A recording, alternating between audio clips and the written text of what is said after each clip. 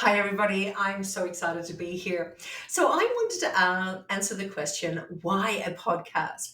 A few people have been asking me when I've said I'm about to roll out a podcast, and they were asking me, what is it about? Why do I want to do it? So, I wanted to share a little bit about why I've decided to roll out a podcast called Adding the Impact. Well, first of all, I suppose it's exactly that. I want to continue to add impact wherever I possibly can. And of course, I'm blessed to be able to do that as part of my day to day within the Juice Plus company. But also further afield, no matter who gets to listen to this, I want to know that somewhere along the line, something that I've said or something that one of our amazing speakers have said is going to add impact to your life.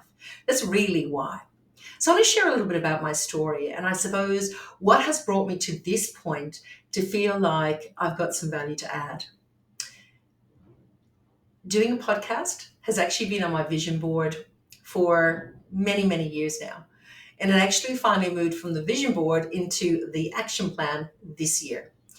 And I think it's as I approach a large, a new birthday that's going to be coming up next year, that I really felt, you know what, if not now, then when? And if not me, then who?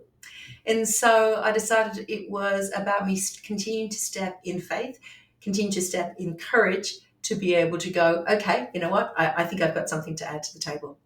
So I'm going to take you right back to when I was actually about 18, 19 years of age. I am quite shy. I'm an introvert by nature.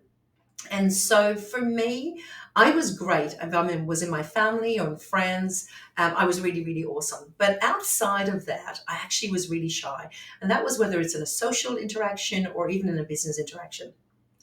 Now, one of the things that I did know, though, on my heart was that God had plans for me and that I knew that I wanted to be able to use my life for impact.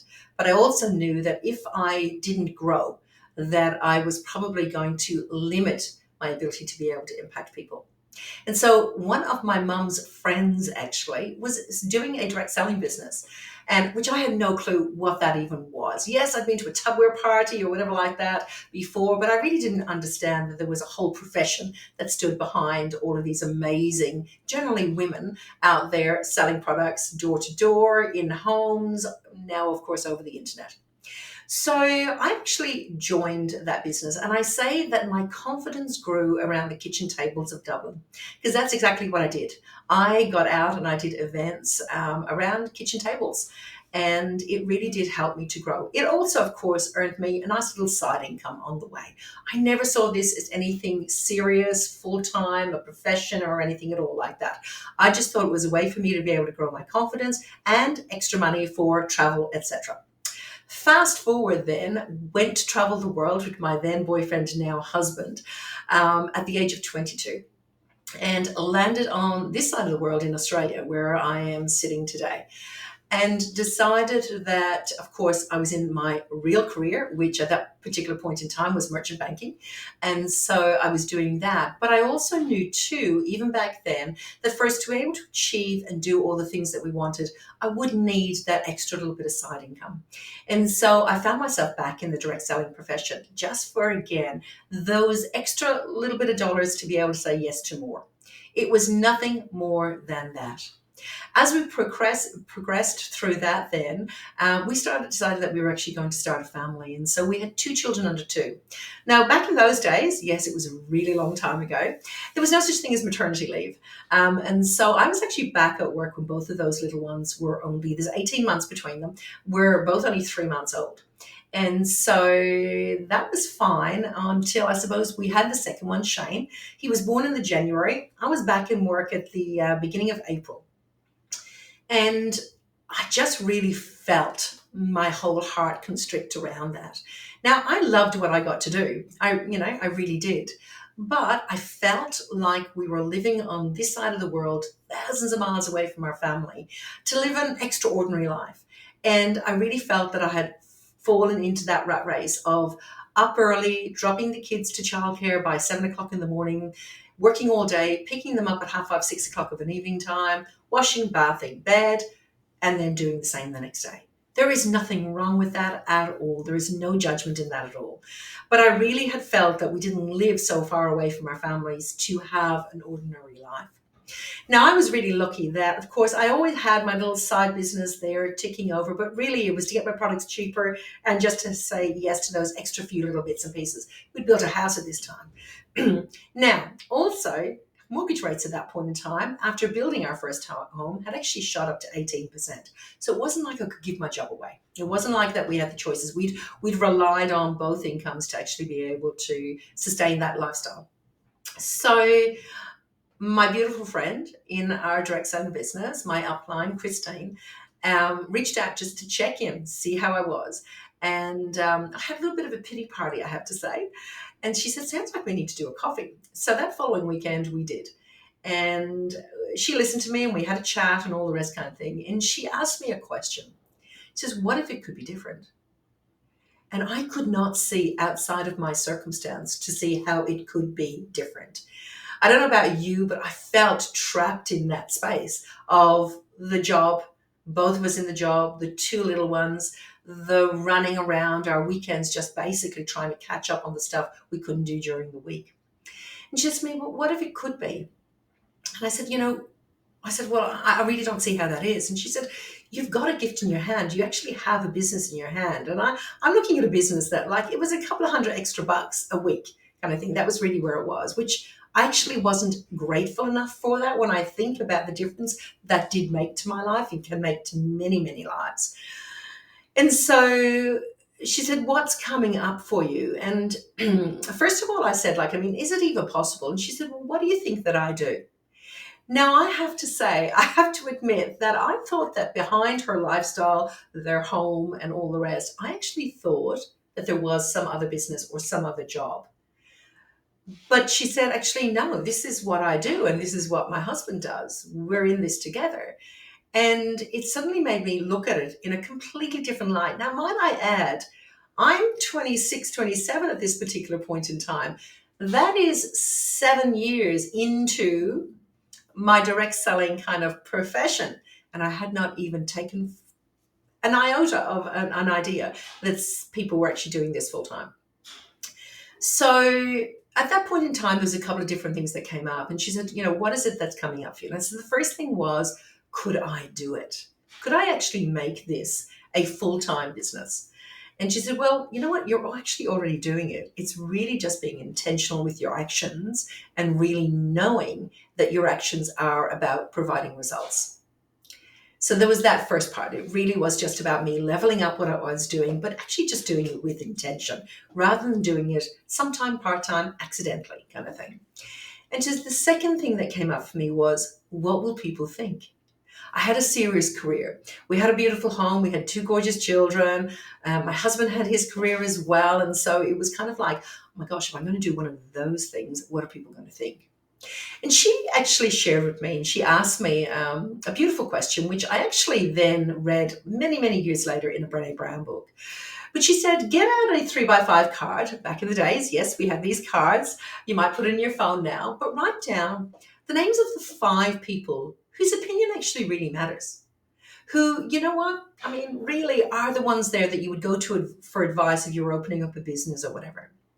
Because she said to me, all of the people that you're worried about what they think, if you were to lose the job, tomorrow in the merchant bank, would they be the people who would come and pay for that mortgage that's 18%? Now, they were all beautiful people. I'm sure they'd bring a casserole, but they weren't. So she said, why are you worried about what people think who actually aren't the ones who are providing for your lifestyle and want to be able to create the life that you want for you and your family? And it was a little bit of an aha moment, because I have to say, I was and have been over time at different times concerned about what people think. It has definitely waned as I got older. And it was actually a really, really interesting time for me. Why was I worried about what people were thinking about how we were going to be able to, build our family? So I went home to my long-suffering husband, Mick. We've been together since we were in school. So at the time of recording this, over 40 years now. And so he said, look, you know what? Let's just give it a go and see. Now, I have to say, I still had the full-time job. We couldn't afford for me just to walk away. Still had 2 children under 2, tried to give them away, but they were given back. And you know what? I just decided that I was going to do this in stolen moments, but I was going to be, the word that she had used, intentional about it. That was in the April. And by that end of that year, I was actually able to go in and resign my position because I was super intentional. Gone was the sitting in front of the television of an evening, vegging out after the day. And yes, was I still tired sometimes? Absolutely. But did I have a super clear goal of where I wanted to go? Most definitely. So it was that. It was being really, really clear and working together, of course, with Mick to be able to balance and help out. So fast forward, by the time that second child, Shane, turned one, I had actually resigned and became a full-time direct selling professional, a network marketing professional. Now that journey, of course, has evolved. We've had another child into that mix as well. Been very blessed with success in there, but with success, people sometimes look at it and they think, and I think especially today in the era where we have social media and all that, success takes work. It takes effort. It can be very, very simple, but it's not always easy. And I love the saying that we have in here that you get to choose your heart, because you do get to choose your heart. Because I can tell you, getting up bright and early, dropping kids to childcare, going and working full time, and then coming home of an evening time is hard as well. Okay, as is being able to build your business, but you get to choose your heart, and you get to be able to choose to have the flexibility. So for me, the choices, and for our family to be able to have that flexibility, was worth the effort that I would put in. And I got to be able to build my business in stolen moments around our children, around my job, and then when I retired from my job, actually around our beautiful kids and our family and the other commitments that we had. Now, that journey, of course, has progressed, and it's a long way down the path to where I sit before you now as CEO of Juice Plus Australia and New Zealand. There have been many, many ups, downs, sideways turns, all sorts along the way. But every single step, every challenge, every suffering has taught me something more. I've grown even more. And in the midst of all of that, there's been so many choices, so many opportunities to travel as a family, so many opportunities to be able to choose how we lived our lives, to be able to invest, to be able to set ourselves up financially, all because I decided to choose my heart. I decided to get really, really uncomfortable. And for an introvert, that's actually quite easy to do, to get uncomfortable. Most definitely. You look at it and you kind of go, okay, this is going to be super, super uncomfortable. But what's on the other end of that? And of course, that is growth. Over that journey, we have grown businesses. We have taken over in corporate and taken over businesses. From that point of view, I have sat on numerous boards. The longest one was with Work and Training, registered training organisation, an apprenticeship centre down in Tasmania, where I sat on the board there for over 10 years and finished up as vice chair.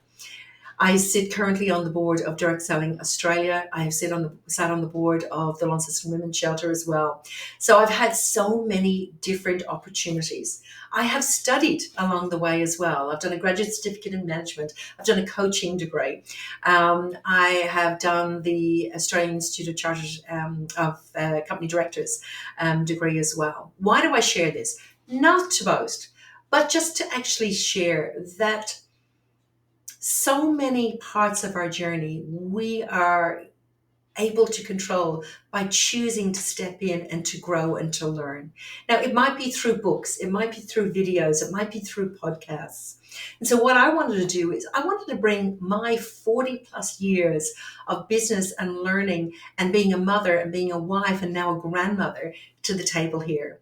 I wanted to interview lots and lots of other people that I've met on this journey. Everyone I interview for this podcast is going to be somebody that I've had an interaction with, that I feel and can see them adding an impact to the world around them through what it is that they do.